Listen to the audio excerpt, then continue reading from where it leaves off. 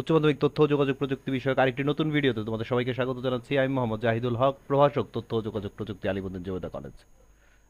আজকে তোমাদের সামনে আমি একটা সৃজনশীল প্রশ্ন সমাধান করব, যেটা যশোর বোর্ড 2019 সালে এসেছিল এবং পঞ্চমতে থেকে আসা একটা প্রশ্ন। বরাবরের মতো ক এবং খ আমার কাছে মনে হয় না এটা নিয়ে তোমরা খুব বেশি একটা কনফিউশনের মধ্যে আসতো, কারণ হেডার ফাইল কি, এটার সংজ্ঞাটা তোমরা বই থেকে পড়ে নিতে পারবা। সি এবং সি প্লাস প্লাসের মধ্যে কি ভিন্নতা রয়েছে সেটাও খুব একটা টাফ বিষয় না, কারণ সি হচ্ছে একটা structure programming language, mid level language, আর সি প্লাস প্লাস হচ্ছে এটার মধ্যে structured and object oriented programming এর অপশনগুলো রয়েছে।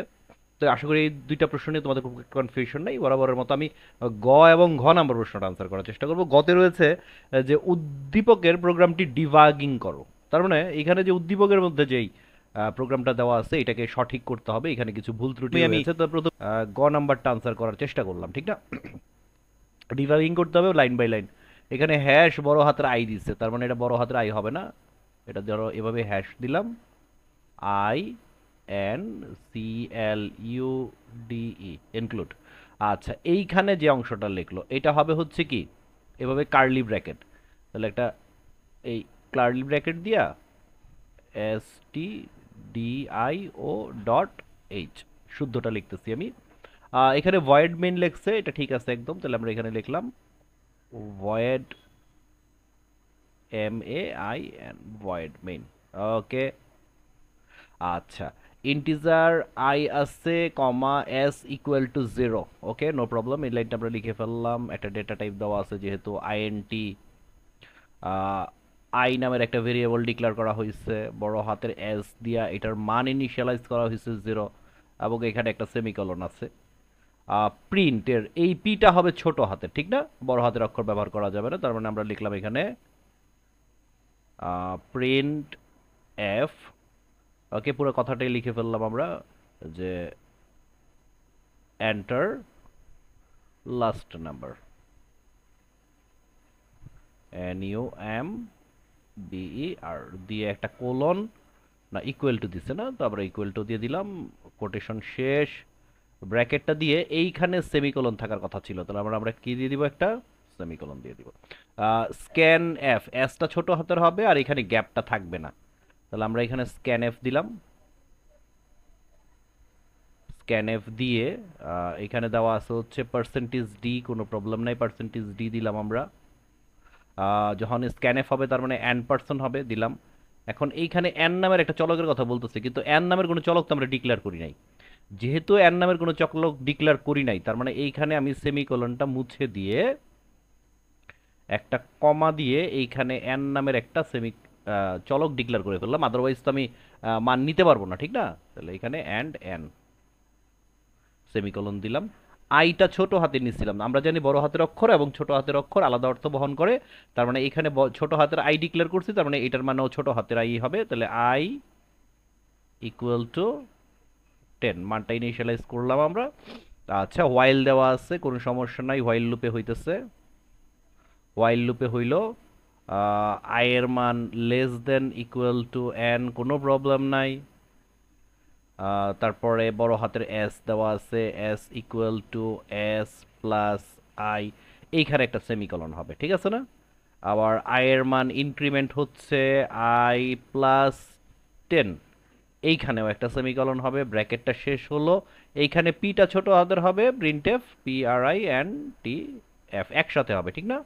দিয়ে আমরা কি দিলাম, লিখলাম, টেক্সটটা লিখলাম যে সাম ইকুয়াল টু পার্সেন্টেজ ডি।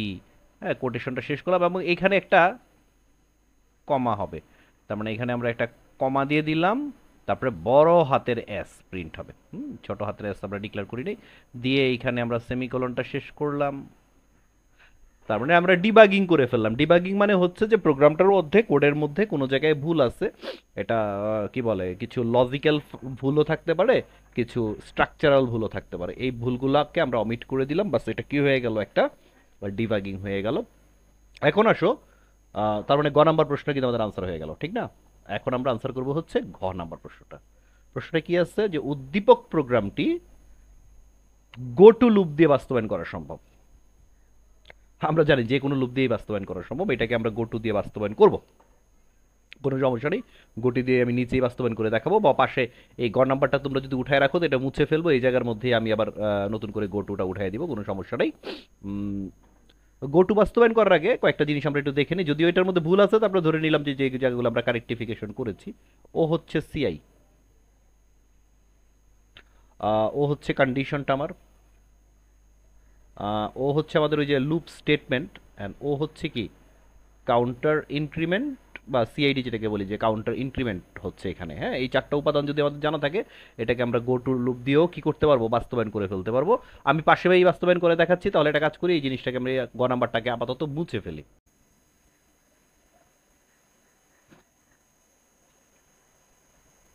এবার আসো এটাকে বাস্তবায়ন করি কোন লুপ দিয়ে, গো টু লুপ দিয়ে।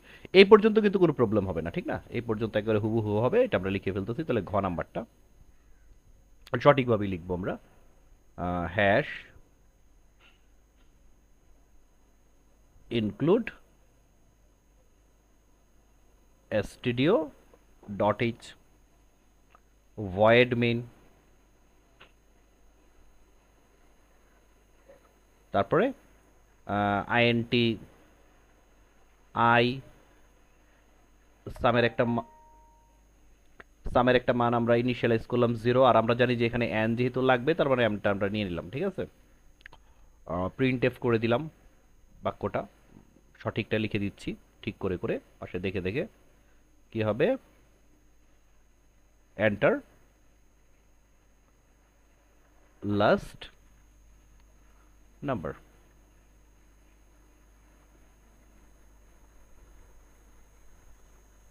ইকুয়াল টু দিয়ে কোটেশনটা শেষ, এখানে একটা সেমিকোলন হলো। এখন কাউন্টার ইনিশিয়ালাইজেশন, অফকোর্স আমরা এখানে ইনিশিয়ালাইজেশন করব, গোটোর ক্ষেত্রে আমরা ইনিশিয়ালাইজেশন করব। আই ইকুয়াল টু হচ্ছে, ও সরি স্ক্যানএফটা আমি মিস করে ফেলছি, এটা মুছে দিয়ে আমি আগে স্ক্যানএফ করে নিই, এনের মানটা স্ক্যানএফ করে দেন আমরা ইনিশিয়ালাইজ করবো, কোনো সমস্যা নেই। তাহলে আমরা যদি এখানে স্ক্যানএফটা করি তাহলে হচ্ছে scanf percentage D comma and N.